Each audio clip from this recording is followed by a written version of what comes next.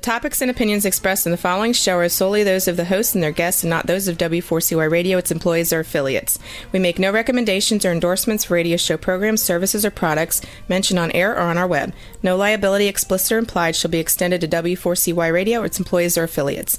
Any questions or comments should be directed to those show hosts. Thank you for choosing W4CY Radio.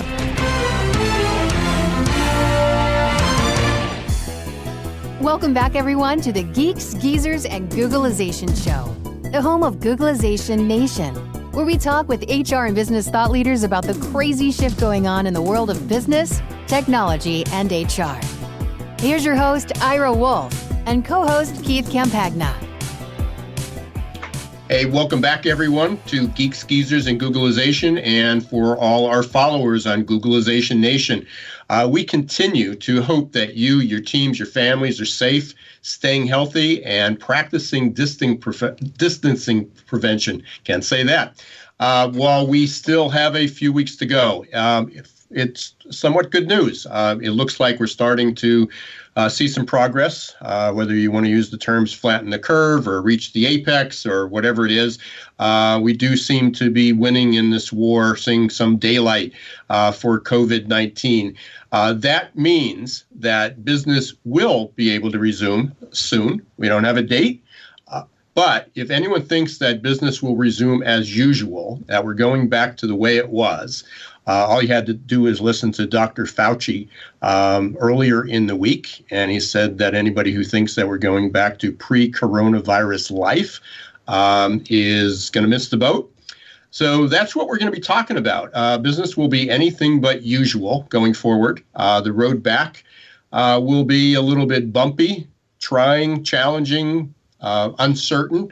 But we're here to help you do that. And for that, we have today I called it on LinkedIn, if anybody saw my post, we got a rock star guest. Mike Clarke is coming to us from an organization that I'm sure most people have probably heard about at one time or another, called Gallup. And we're going to be reaching into Mike's brain and Mike's organization. We're going to be talking about what they're finding out.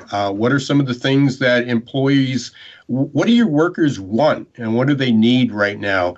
What should you be providing them? What's the future look like? They've got, we can be on for days going over some of their data, but so it's going to be fun. And we're both, I know Keith and I are both chomping at the bit to hear what Mike has to share. Before we do that, I just want to run through a couple things here, a little housekeeping. Of course, we've got to thank Zor.ai and Success Performance Solutions. Again, they are our sponsors each and every week, and we appreciate them for allowing us to bring you Geeks, Geezers, and Googleization. You'll hear from them in just a few minutes. We are live today, so if you have any questions, you can go up to the W4CY.com website, chat with us, send a chat in. We'll do our best to get to those during the show. We are live, so you can actually call 561-623-9429. That's 561-623-9429. Again, if we can get, we'll get as many as we can. Many of the questions that you have is answered. If you haven't subscribed yet to Googleization Nation, I hope you will. We've got about 1,000 members. We're on an exponential curve. We almost doubled in the last month. So that's a lot of fun. It's free. Doesn't cost you anything to join. Send out a lot of updates and resources, and we're getting great response. So all you need to do is go to Googleizationnation.com. That's Googleizationnation.com. Or if you got a phone handy, type to 64600. That's 6400. G Nation. That's G as in Google. G Nation to 64600. You can text me, and you'll automatically be subscribed. Still got my book. You still can get a free copy of my new book, second edition of Recruiting in the Age of Googleization. You can go to join.googleizationnation.com. What else? Speaking of in the age of Googleization, a lot of my speaking engagements are now virtual.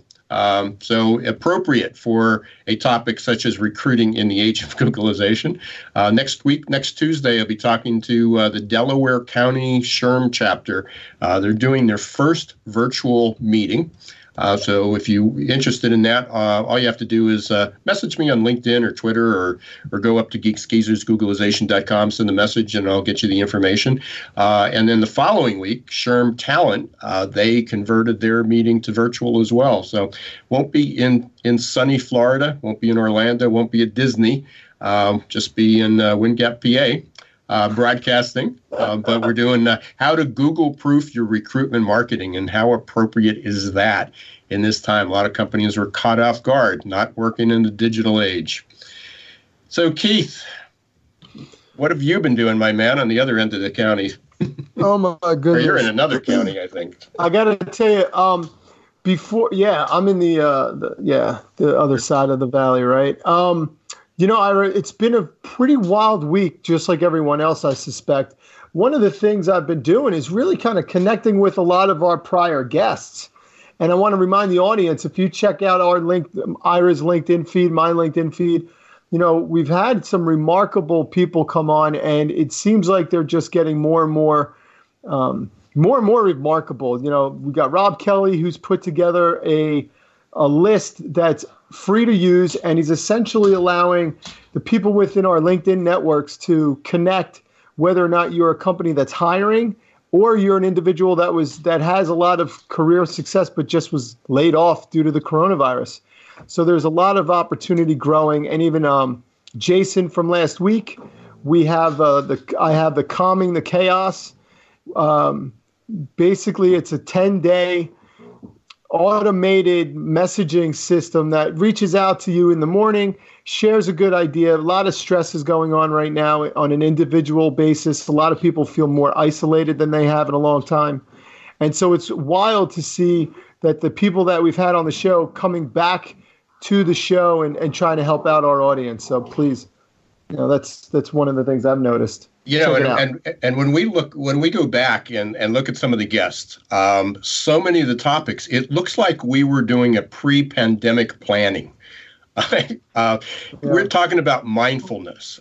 We were talking about with Aaron Michelson. We were talking about kindness, compassion, empathy, emotional intelligence. All these things were what we need now. They're all the tools in the toolkit that people should have been listening to and building and growing. And all of a sudden they went and just like the shopping mart, just like toilet paper, right? Yep. They when they needed them, they went to the shelves and they were empty. It's been great. So you're right. And I know you've been reaching out. I've been keeping in touch, and everybody's doing a heck of a good job out there. One last thing before we bring Mike on, because we definitely want to get to him. If anyone is looking for a virtual speaker, Keith and I are happy to help. We got our favorite topics, certainly about, recruiting in the age, from recruiting in the age of Googleization to what the future of work's going to be. I've been spending a lot of time on what the resumption of work, what is business going to look like? It's not, and as I said, it's not going to be business as usual. It's going to be business as unusual. Yeah. What's it going to look like when people get back and you've got life work integration and your ROI?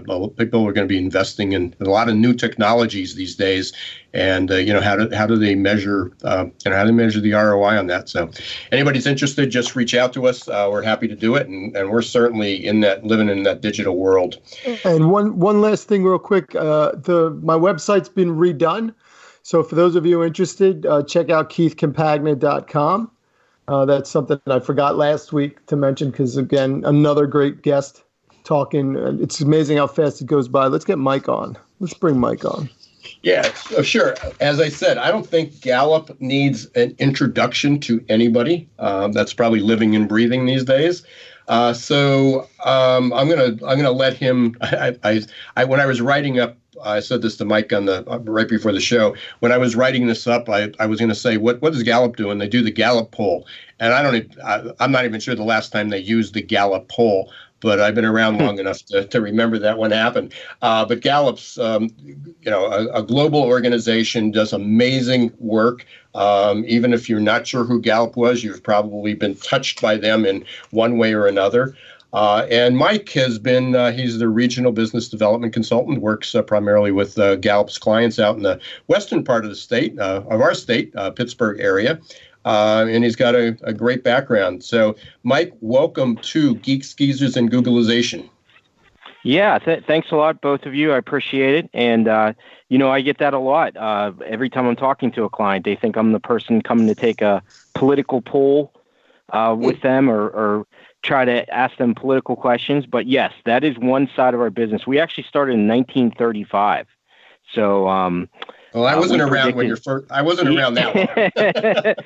Yeah, we predicted a lot of presidential elections, and that's kind of like how we got our name in high regards. And one of the key things is Democrats and Republicans always tried to get us to do polls, and we're non-political. So that's always been a big key thing, that why everyone knows that our polls are very fair and equitable. So I'd say 1990. Anyway, I'm going to interrupt you, Mike, because this is probably going to lead into that next question. Hopefully it is.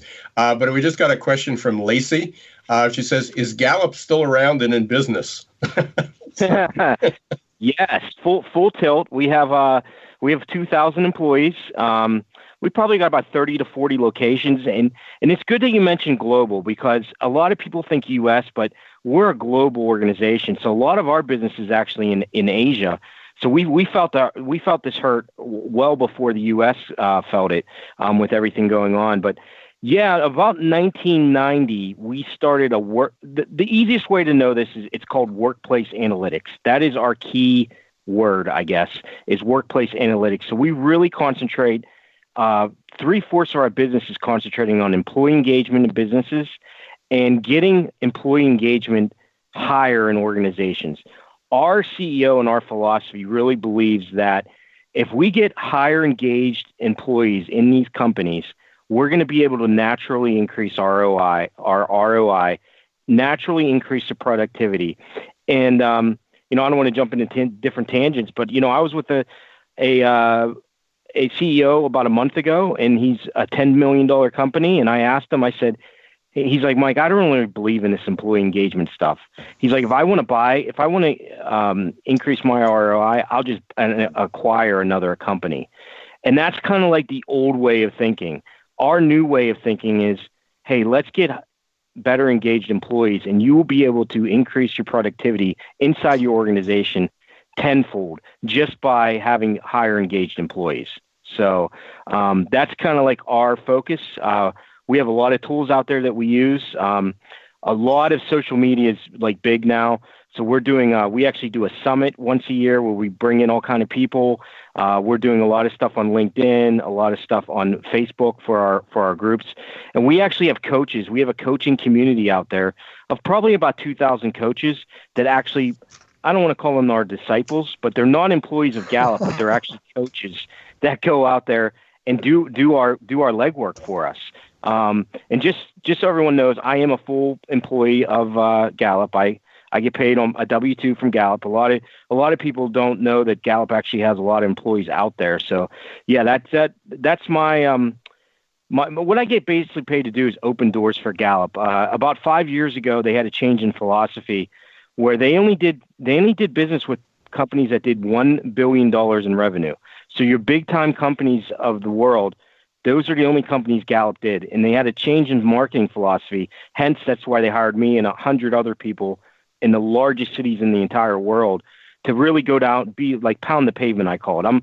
I'm the liaison between the website and our clients, because back in the day, all they did was the clients would have to buy it off the website. There's no Mike Clarks out there kind of having calls with clients and well, now I'm not doing any face-to-face meetings, but a lot of virtual learning, a lot of meetings that way. So that sort of tees up the next part. I know, Mike, you because of that, you talk to 10, 15 people a day, leaders a day. I'm probably more than that, but you're talking to business people and leaders in the community. What are they saying? I mean, we're in the midst of this. What's on their mind? What are their worries? What are they addressing? How are you helping them? So what are those conversations like with those dozen or so people? Yeah, and the biggest thing that I found out, there's been a couple things, but number one is some of these bigger time organizations and even the smaller ones, they did not have a plan to. I'll give you one example, just like signing a contract. You believe it or not, but some of these companies don't even have DocuSign set up where they can't even sign contracts over a website, and they have to have a face-to-face meeting to get a signature contract. I mean, in this day and age, I was blown away by that, but it's a good 10 to 20% that I'm talking to that just the going to remote workforce was another big thing where internally they did not have the technology, or I don't even say the bandwidth with the internet, but not even having their companies get a laptop. I have a friend that works for a big time education company, and they weren't even providing him a laptop. He had to go out and buy a laptop. I mean, these are just little things that I have talked to CEOs that they just didn't. I'm not saying all of them, but some of them did not have a plan in place for. I don't call it disaster recovery, but how to go from on-site to virtual is a big thing. And that's one of the things I'm very proud of at Gallup. We have transitioned all our on-site classes, and we're talking 5 to 10 on-site classes all over the world a week, and we had to transition them to virtual in a matter of 2 weeks. So I think that's the biggest takeaway, that what I'm seeing is I think things have changed forever. I think you're exactly right, Ira. We have a stat out there that remote working went from 43% to 47% in the last 5 years. That number is actually going to be even more. And if CEOs and companies aren't prepared to take this remote working serious, and that's the way of the future, that's probably my biggest takeaway that I'm finding. It goes 50-50. I'll talk to one client that has everything set and they've had a great transition. And then the next half hour, I'm talking to another client where they didn't have anything ready. They didn't have the other big key part of this is their technology department internally, just not having the right people in place to have a technology plan is what I'm seeing out there. And Mike, that's something that I've been preaching for a while now, and and we see it almost every other week, right, Ira, in terms of just the current state of businesses. To think that we were promoting, and Gallup promotes this idea of think ahead, try to get ahead of the curve, even if it's just a year, like think that far ahead. And now the time ran out. And now we're at a time where employee engagement was at an all-time high in terms of need. Now we're talking about decentralized employment, which is to say people are going to be isolated. They're going to want to be engaged. They're going to need technology to do that. So it's almost like I get the sense that there's like this big learning curve that's going to come. But then after maybe a few years, we'll be fully established in the new work world.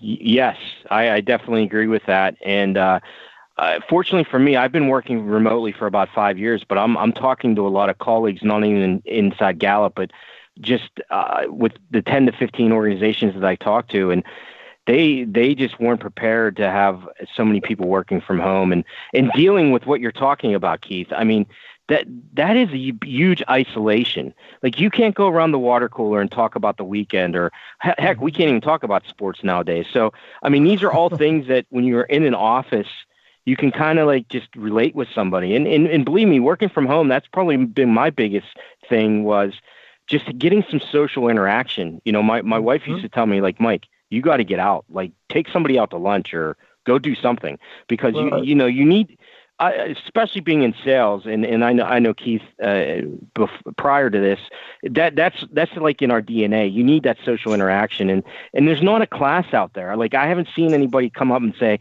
here's the blueprint for someone that has a very outgoing personality to sit behind a desk and talk virtually all day.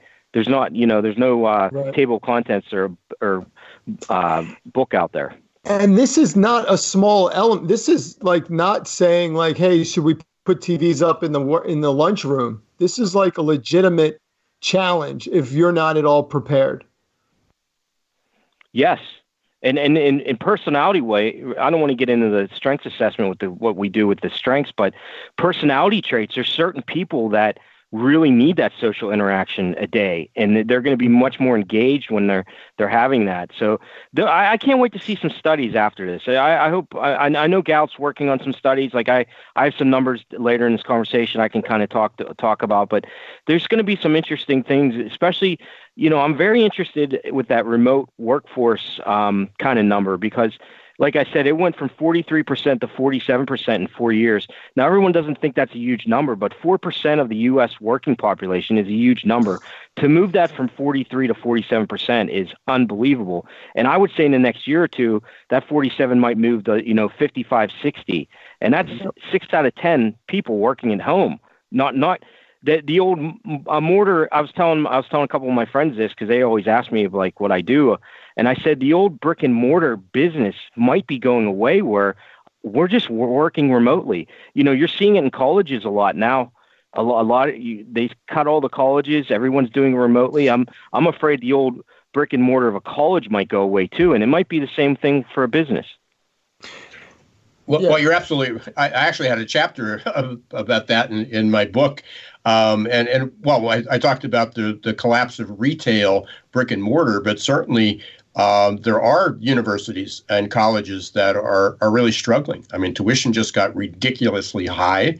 Going through 4 years of education, and that was your lifetime education, that was going away. It became a lifetime of education after that. There were different paths to get there. It wasn't about degrees. It was about badges. Those were all, that was that linear path to an exponential curve that you heard about.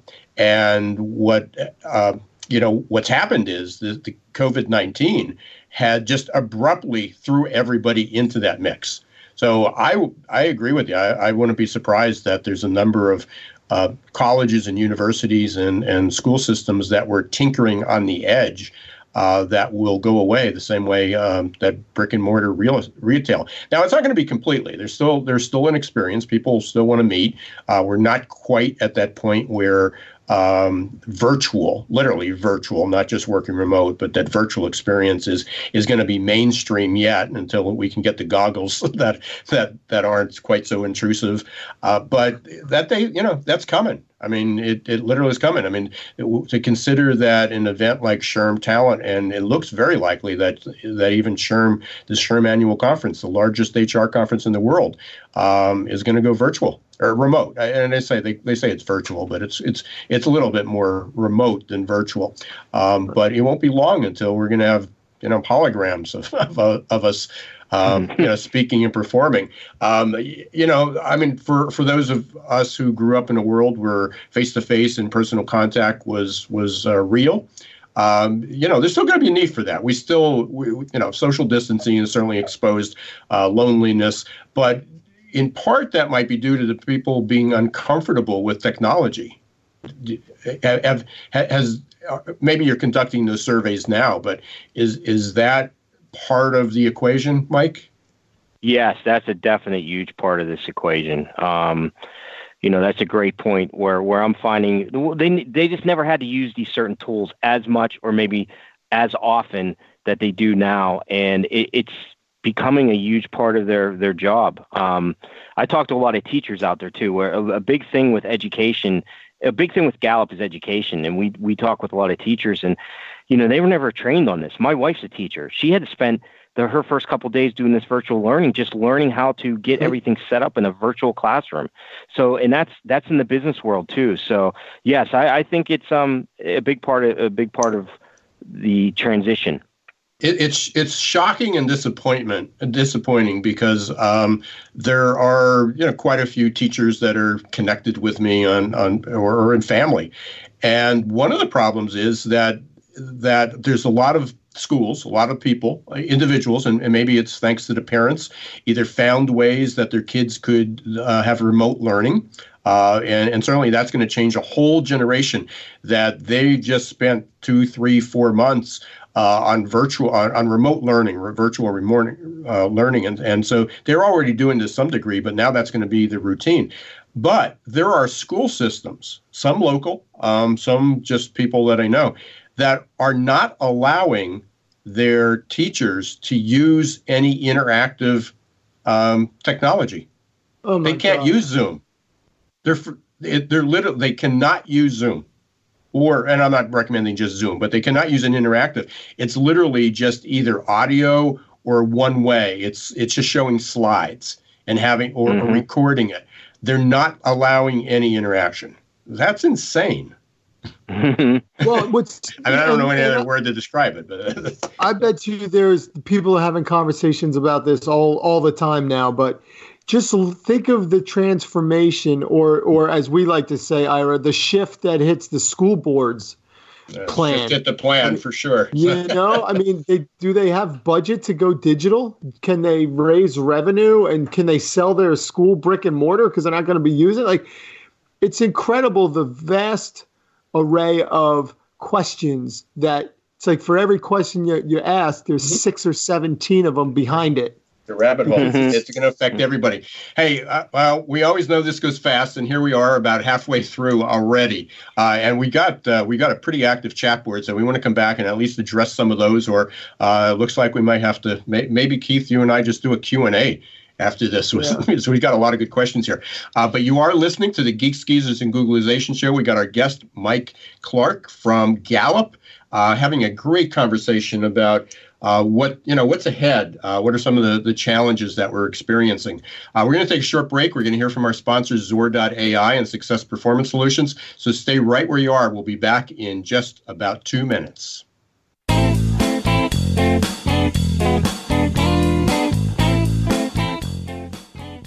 Hi everyone, this is Ira Wolfe, author of Recruiting in the Age of Googlization. I'm excited to announce that my online course, Recruitment Marketing for the Accidental Recruiter, is open for business. This course is the culmination of a 2-year-long project and releases recruiting tips I've learned after hundreds of hours of research, speaking with thousands of conference attendees, and interviews with dozens of experts. It's all available to you in Recruitment Marketing for the Accidental Recruiter. To receive more information or get started, visit our website at www.successperformancesolutions.com and click on the tab Recruitment Marketing for the Accidental Recruiter.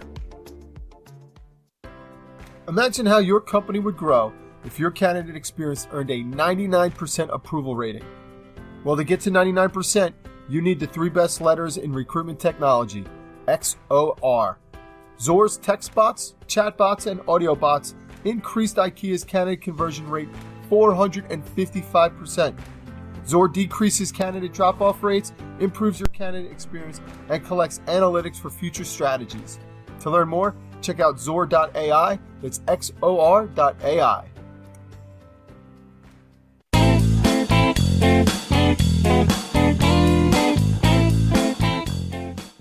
Hey, welcome back, everyone, to the Geeks, Geezers, and Googlization show. We have got a rock star show today. We've got Mike Clarke from the Gallup organization, and even during the break, it was like, wow, this is going like super fast. So we've got a lot of things to talk about. I know there's a whole bunch of chats. I appreciate everybody that's calling in, Rhea, George, Apollo, Juno. We've got some great questions. If we can't get to all those questions, we'll try to weave those in. Keith and I, during the break, said maybe we can do a follow-up. So if anybody's interested in doing it, we can do a live session, a more interactive session. Just let us know. You can go up to the Geeks, Geezers, Googlization website or subscribe to GooglizationNation.com, and we'll put some together. So we hope to get to those, and certainly keep those questions coming because we will get back to you one way or the other.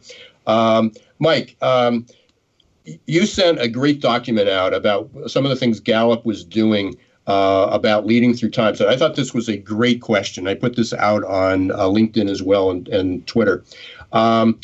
Is what do employees want and need? And I know Gallup's done a bunch of research on this. What are some of the things that that employees and are looking for now, because that's going to have a huge effect on employee engagement, which is how you were originally booked for this show months ago. We were going to talk about employee engagement, which is already suffering in the workplace. So, what are some of the things that employers, organizations can do to take advantage of this time and work on meet the needs of employees? Yeah, and that's an interesting difference of what it used to be and what it is now. So, talking with a bunch of clients each day, there's been an evolution shift, and I don't know exactly when it happened, maybe 10 years ago, but people definitely want a purpose. They want a development plan. They want a coach versus a boss. Here's a big one. They want ongoing conversations versus that annual review. I mean, everyone's always, me as a business leader and you as people as executives, doing those annual reviews are the old way of doing things. Ongoing conversations are a big key. They want to be managed by their strengths and not their weaknesses. And they want people to be concerned with their life, not just their job. So back in the day, even when I first started working, it was all about the paycheck, right? Hey, what are we getting paid? Now it's about the purpose. Back before it was about satisfaction. Now it's about my development. Does a company have a development plan for me? If I do really well for the next 3 or 4 years, where am I going to be? What's going to happen?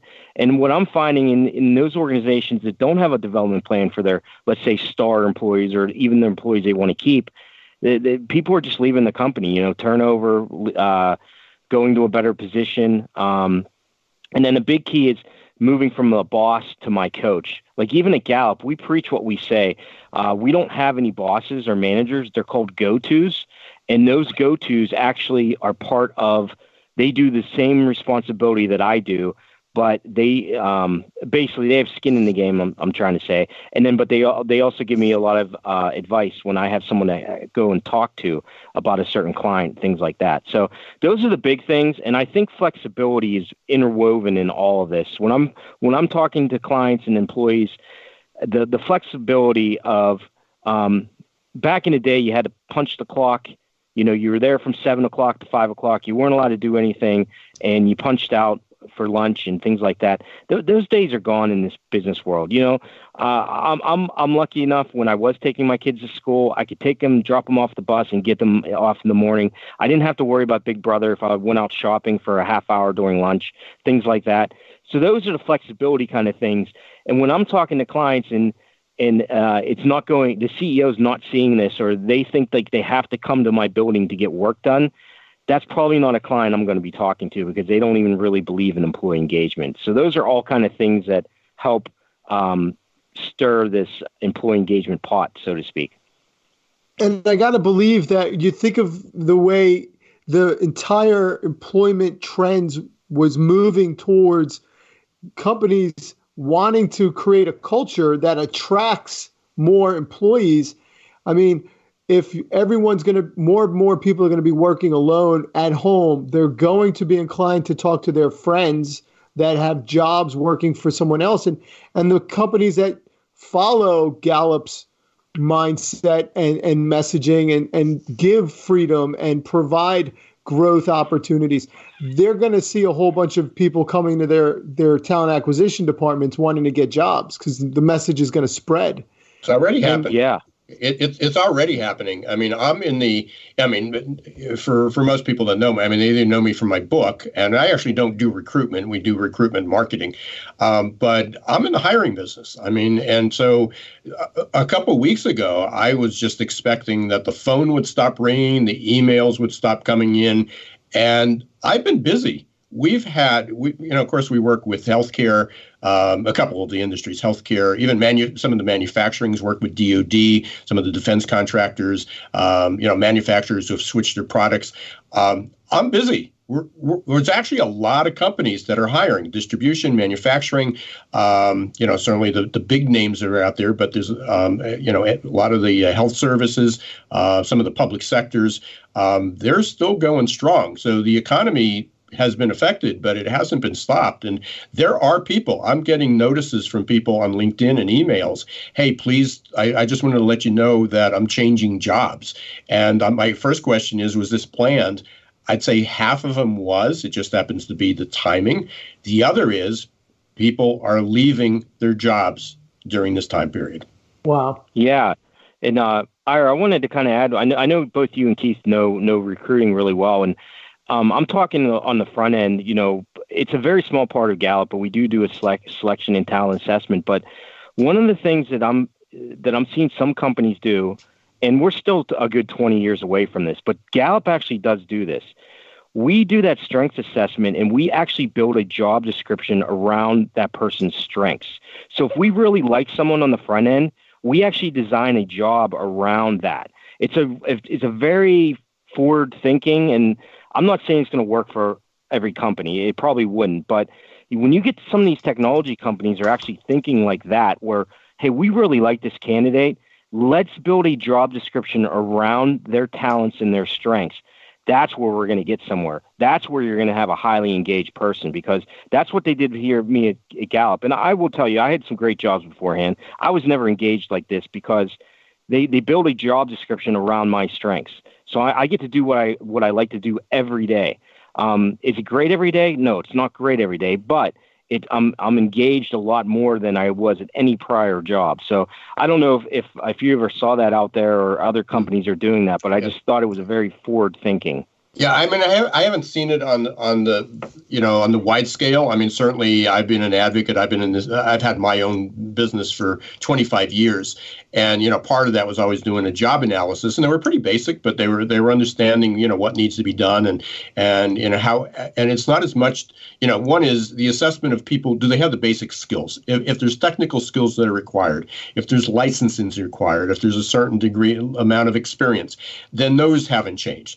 But of how people actually approach the work and how they fit in the culture is huge. And that's what you're talking about. So there are companies that can doing it, but there wasn't an urgency to do it. And there was probably, I would say, not only not an urgency, there was probably a resistance to getting it done. But I know I liked you, Mike, right away, because last night I responded to a question, and there was a question put out as, what can job seekers do now to find jobs? And there was somebody on the chat had this as well.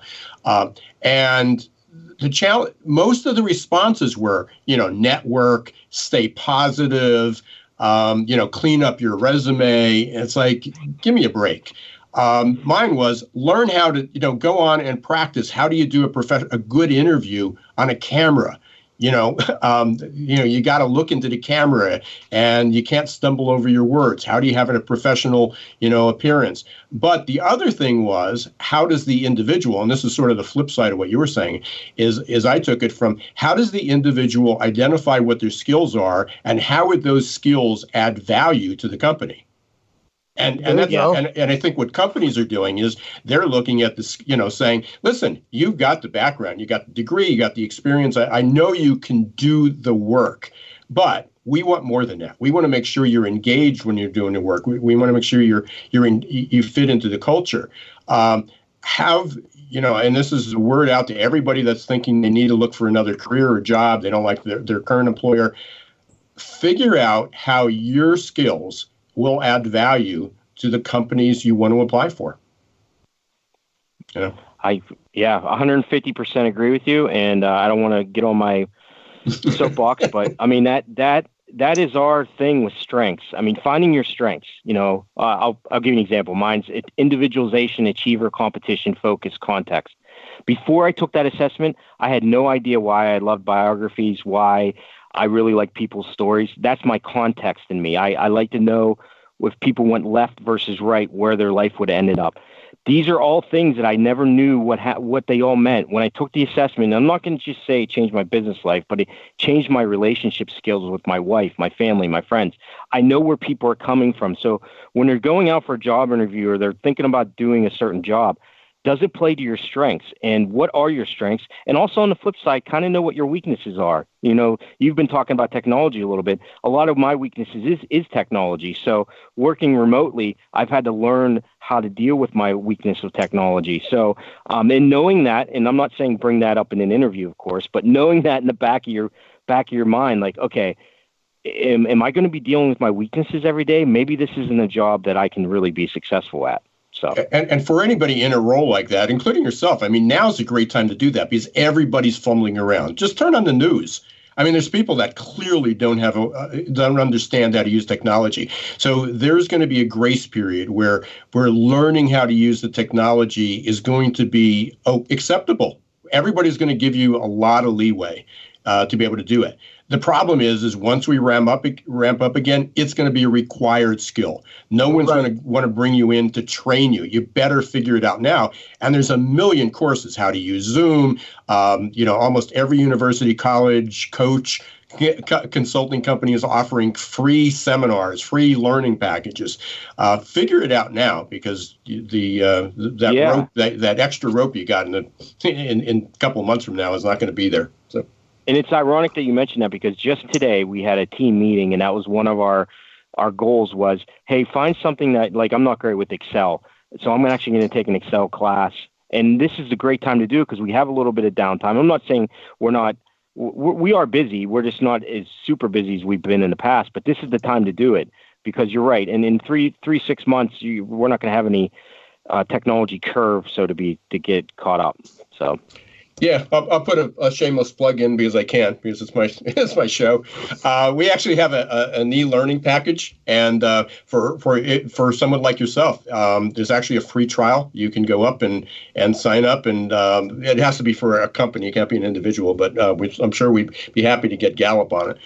Even if it's only for 2 weeks. But basically, there are Excel programs in there, micro learning programs. These are, SCORM approved, and they're all like each segment. This is not sitting down for 3 hours and, watching one program. They're all micro learning programs. So, but all the technology programs, there's like 1,000 software programs that are available to learn. So even, a small company like me has something to offer there. If anybody's interested, just let me know. Hey, Mike, I want to cover a couple things here. One is for people that are interested, so we don't forget this, they can complete a Strength Finders. It's worth the investment. They can go up to the Gallup site and just search for Strength Finders, or just do a Google search for Strength Finders. It'll show up there. So. And at some point, I did text Keith just a few minutes ago, but if you want to put my email address on the chat, I have no problem helping people out if they run into a situation or they can't find it. But yeah, for $19.99, you're going to $19.99, I should say. You're not going to find another assessment for $20 that's going to give you your strengths. And I mean, we use it in different. My stepson was trying to decide on what college to go to, what major to do. I mean, there's a lot of different avenues you can kind of take this down with your strengths and be a productive either in your job or personally in your life. Yeah, and I would always say this. I mean, I'm in the assessment business, so I've been familiar with Strength Finders for a long time. In fact, I wanted to pull it up before the show just to compare our traits, Mike, and it's buried on one of my drives. But what I do encourage people, the one thing that I always struggle with Strength Finders is that people focus on their strengths, and this is buried in your footnotes, is you can't ignore your weaknesses, because a lot of times it's the weaknesses that trip you up. You may be really good at what you do, but if you have one weakness that, that's your vulnerability, that's your Achilles heel. So you have to at least know what they are. You don't have to make them your strength, but you have to at least know what they are. So, hey, go ahead, Mike. Hey, Ira, I had two stats that I really wanted to get out there that this might cause some talk in the chat rooms, but number one, we do have a book out there. It's called It's the Manager, top 5 on Amazon. But I don't want to give the whole summary away, but this is the big takeaway from this. 70% of all employee engagement is directly influenced by your frontline manager. Yep. So the old adage that people leave managers, they don't leave their company, is exactly true. And this is 70 years of research from Gallup. So that number can't be disputed. I mean, that is an active number. So 70% of your employee engagement is directly influenced by your frontline manager. We could talk a whole hour on that, but basically what that means is make sure you get good managers in, because they're the frontline people helping your employees out. So that's number one. And then number two is only 33% of the U.S. population is actively engaged at their current workplace. So only 3 out of 10 people are actively engaged at their current work. That doesn't mean that all 70% is looking for jobs. It just means they're not actively engaged. They're not going that extra mile to work with their present employer. So those two statistics are very indicative of what's going on. And honestly, if we can move that 30% to even 40 or 50% of engaged employees, we're going to see a much higher GDP, a much higher productivity in the U.S. especially. So I kind of just wanted to get those stats out because those are very important. Well, they are, and I know Keith and I recite, we repeat that, especially the 30%. Only 30% are engaged, actively engaged on a regular basis. We talk about that all the time, and just a lot of the things that I'm doing about how companies need to get back to work. A lot of frontline managers, even if they were good managers on a technical basis, they are not prepared to bring people back who are suffering, who are stressed, who are anxious, who are grieving, who are traumatized. When business resumes, there's going to be a lot of people, and I say this quote unquote, damaged people that are going to come back. There's going to be a lot of worries about their kids, their families. They might have lost loved ones. This is the time to prepare those managers to be able to do that, which goes into something else. And I'm just going to recite these because we just don't have enough time to talk about them. But you sent me a document that talked about the needs of followers or the needs of employees, and how you need to address those is trust, stability, compassion, and hope. That's trust, stability, compassion, and hope. We've talked a lot about compassion. In fact, we've got a quiz you can take where you fall on the kindness compassion scale. So, which is kindquiz.com/GGG. That's kind, KIND quiz.com/GGG. Thanks to Aaron Michelson, one of our former guests on that. And trust. And I'm working with a good friend of mine, Dr. Chuck Coker, and we've got a trust questionnaire. It's just come out. Had nothing to do with COVID. It just came out. And it looks at things like transparency and relatability and predictability. It's free. It's free for now. It won't be forever, but it is free for now. So anybody's interested, please contact me on LinkedIn, Twitter. You can also go up to the geeksgeezers.googlization.com site. Mike, how can people get a hold of you other than going to Gallup? How can they get in touch with you directly? Yeah, I mean the best way is it's email is always the best, and I'll give you that out. It's Mike MIKE _ Clarke CLARKE @gallup.com, and Gallup is GALLUP.com. So feel free to contact me directly. We're a very open organization. One thing with Gallup is we're very flat. There's not a lot of layers. There's one layer, and then it goes right to the CEO. So that's one thing I like about Gallup, that it's been very, when we need to get something changed, we can get it changed. It's not going through the bureaucratic corporations that some of these corporations have. So yeah, feel free to reach out.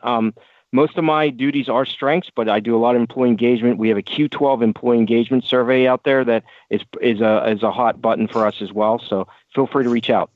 Yeah, and you had some excellent questions there. In fact, I posted one of them. I'm just looking for it here. But it was I said this is a great question that every manager, employer, CEO, general manager should be asking.